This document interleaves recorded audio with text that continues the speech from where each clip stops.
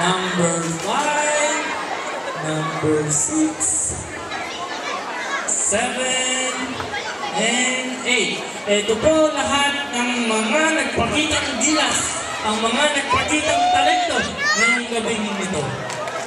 Ayan po sila. Bigyan po natin sila ng masayabang palakpakan. Okay, thank you sa lahat sa participation sa first ever Pinoy Got Talent. Oh, ready na? Ready na ba kayo? Malaman ng kung sino nanalo?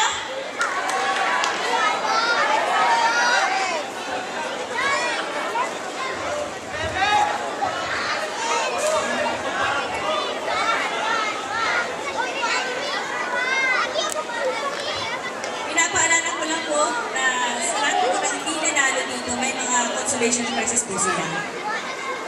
So, for second runner-up,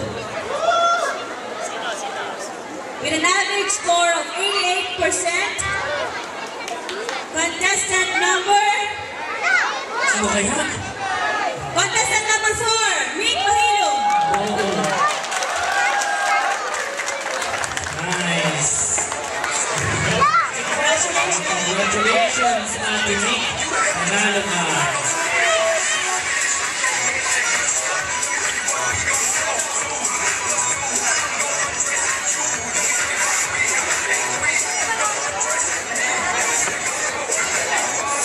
First runner-up, in an average score of 90%.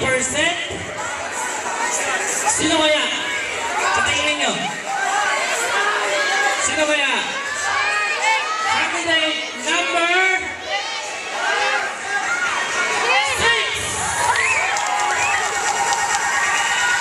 Wins.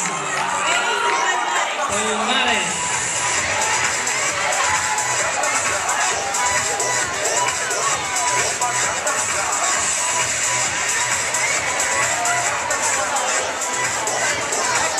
So, sino kaya nanalo? Sino kaya ang bet ninyo?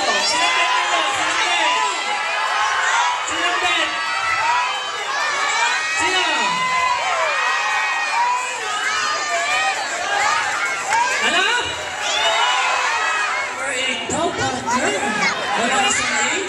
Malakas na. Wala kasing 8? 9 sa tingin ko. Okay, hindi natin patagalin. Ang first ever DSFH Pinoy Got Talent Grand winner is... Nalaman natin bukas.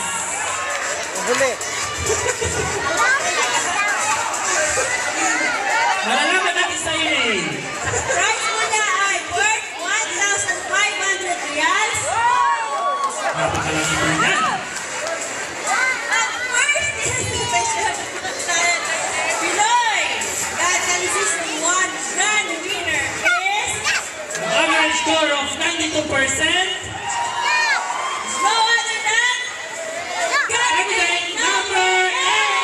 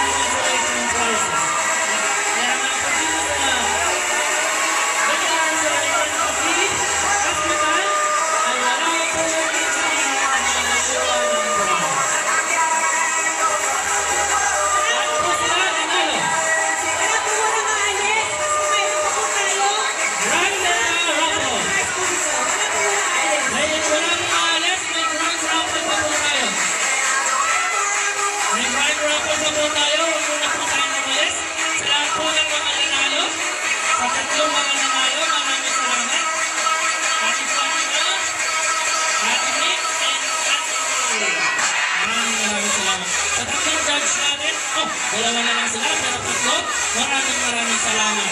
Sa next time na wala.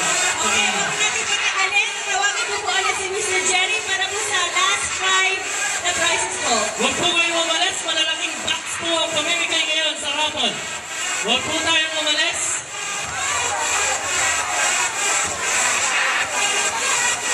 Sa lights po natin, sa music po natin, sa lahat po ng mga committee at bumuo po dito sa program. Maraming salamat po sa mga usherette, sa mga nagpagod po dito sa program. Maraming salamat po.